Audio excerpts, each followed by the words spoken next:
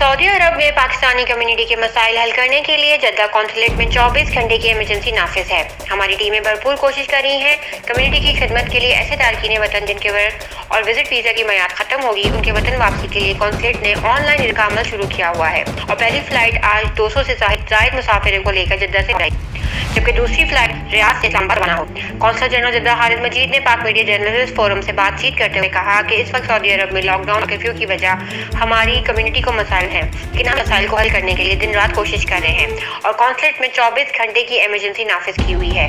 हमारी टीमें जहां तक हमें रसाई मिल रही है वहां तक अपनी कम्युनिटी को रोशन पानी पहुंचा रही है।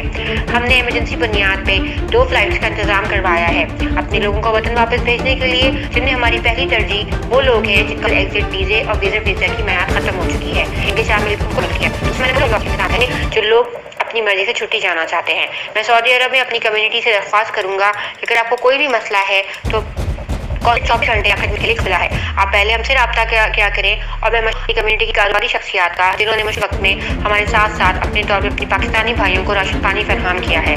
इस वक्त मुश्किल ज़रूर है, लेकिन हम सब ने मिलकर इसका मुकाबला करना है और मैं खुसूसी शुक्रिया अदा करूँगा सऊदी फरमान रवा शाह सुलेमान और वली अहद मोहम्मद बिन सुलेमान का, जिन्होंने इस मुश्किल वक्त में हमारे साथ हर किस्म का ताउन किया है। पासबान लाइव न्यूज़, जवेरिया, सऊदी अरब।